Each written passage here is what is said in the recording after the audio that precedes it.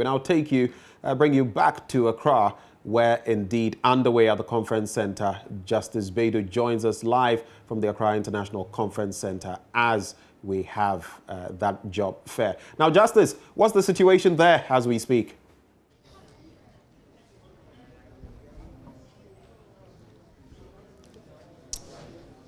So, Benjamin, it's the second day of what is supposed to be a two-day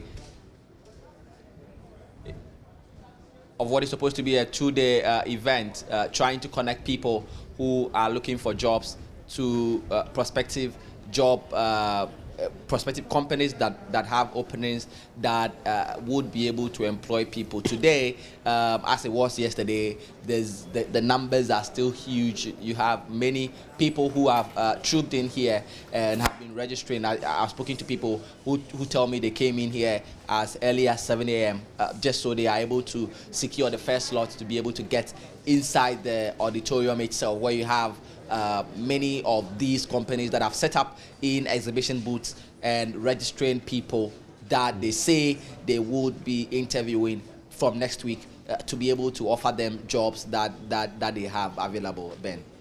Now, from yesterday, we heard some very interesting stories about some of these job seekers. Have you interacted with any of these, would-be employees, and what have they been sharing with you? What stories have they been telling you?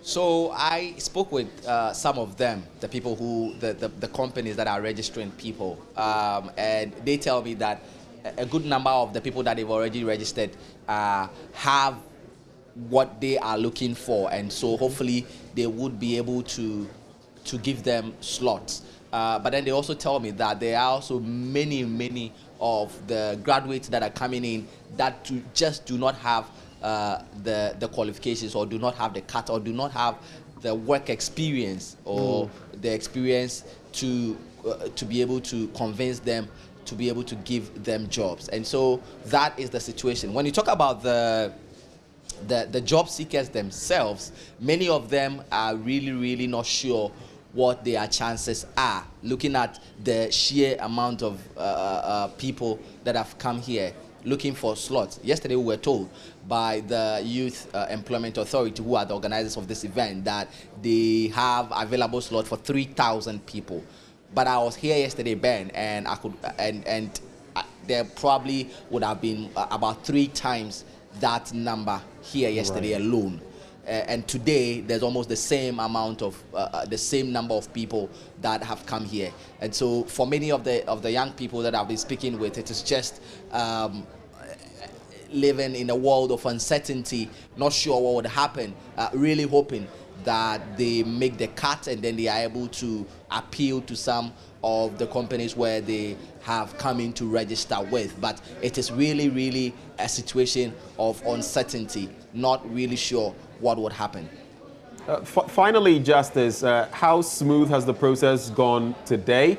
They are going till later in the day. How smooth has the process been? And does it look as though they are going to be able to process all of these applicants before the end of the day?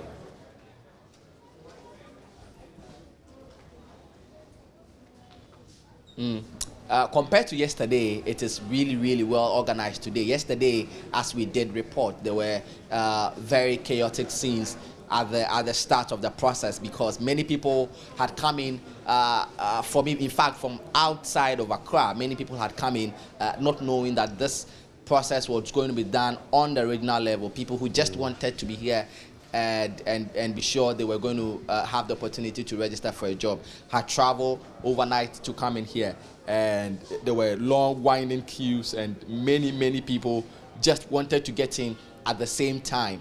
And so there were very chaotic scenes from yesterday. But today, as we've been here this morning, I realized that there is a lot more organization.